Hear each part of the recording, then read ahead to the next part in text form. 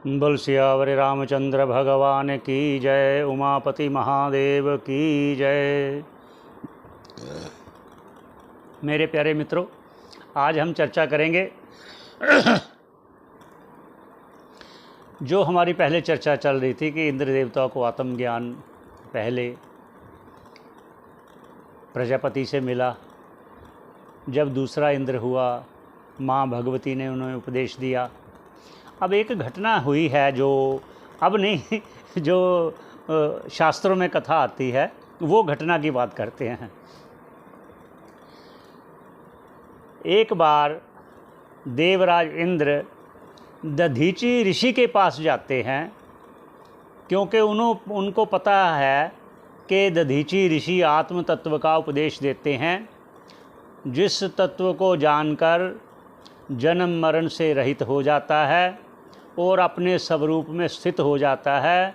फिर उसको कहीं आना जाना नहीं होता। जन्म लेकर देवता भी जन्म लेकर देवलोक में जाते हैं, पितृ भी जन्म लेकर पितृलोक में जाते हैं, मनुष्य भी जन्म लेकर मनुष्य लोक में आते हैं। फ़र्क इतना है, मनुष्य लोक में भौतिक देह है, इससे अन्यत्र सूक्ष्म देह आती है। अपने अपने लोक में अपने अपने अनुसार वहाँ सभी सूक्ष्म देह आती हैं। तो वहाँ जब इंद्रदेव दधीचि ऋषि के पास जाते हैं कि भगवान मुझे आत्म तत्व का उपदेश कीजिए, यहाँ एक और भी बात प्रकट होती है कि आत्म तत्व का उपदेश अधिकारी को देखकर ही दिया जाता है। जैसे पहले कह चुके हैं कि प्रजापति ने इंद्र को बोला कि आप 32 वर्ष यहाँ आश्रम में रहकर सेवा कीजिए। उसके बाद फिर उन्होंने प्रश्न किया अपना, ऐसे करते हुए 101 वर्ष रहकर उनको आत्म तत्व का उपदेश दिया प्रजापति जी ने। इसका अर्थात कि जब तक वो योग्य नहीं हुआ उसको आत्म तत्व का उपदेश नहीं दिया, और वो सार्थक भी नहीं होता। इसका ये तात्पर्य है। उपदेश सार्थक तभी होगा जब योग्यता होगी। जिस प्रकार अगर हम गंदे बर्तन में दूध लेंगे तो वो दूध भी पीने लायक नहीं होगा। यही समझिए, ये एक थोड़ा सा दृष्टांत दे दिया। तो वहाँ दधीचि ऋषि के पास जब गए तो दधीचि ऋषि ने इंद्र को योग्य ना देखकर उनको मना कर दिया कि मैं आपको आत्म तत्व का उपदेश नहीं करूँगा। तो आप जानते हैं, राजा को जो कोई इनकार कर दे तो उनका अभिमान कहाँ 7वें आसमान तक पहुँच जाता है। तो इतना सुनने की बात है, उन्होंने कहा अगर आपने मुझे ज्ञान नहीं दिया तो आप किसी और को भी ज्ञान अगर दिया तो आपका सर धड़ से अलग कर दूंगा मैं। ये इंद्रदेव ने कहा दधीचि ऋषि को। इतने पर भी दधीचि ऋषि निराश नहीं हुए, भय नहीं हुआ उनको।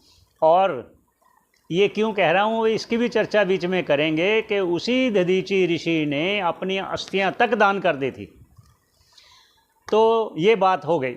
समय निकला तो अश्विनी कुमार जी हैं, ये देवताओं के डॉक्टर हैं, देवताओं के, ये भी देवता श्रेणी में हैं। अश्विनी कुमार 2 हैं, 2 अश्विनी कुमार। आपने सुना होगा नाम अश्विनी कुमार का। तो अश्विनी कुमारों ने जाकर दधीचि ऋषि से प्रार्थना की कि आप हमें आत्म तत्व का उपदेश कीजिए। तो दधीचि ऋषि ने उनको योग्य मानकर देना चाहा, पर अपनी असमर्थता दिखाई कि अगर मैंने आपको ज्ञान दिया तो इंद्रदेव मेरा सर धड़ से अलग कर देंगे, इसलिए मैं आपको आत्म तत्व का उपदेश नहीं देता। तो अश्विनी कुमारों ने कहा कि आप इसकी चिंता मत कीजिए, तो आप हमें उपदेश कीजिए। तो उन्होंने अश्विनी कुमारों को आत्म तत्व का उपदेश किया। जब इंद्र को ये पता चला कि दधीचि ऋषि ने अश्विनी कुमारों को आत्म तत्व का उपदेश किया है तो उनको क्रोध आ गया। तो तुरंत आए और इंद्रदेव ने दधीचि ऋषि का सर धड़ से अलग कर दिया।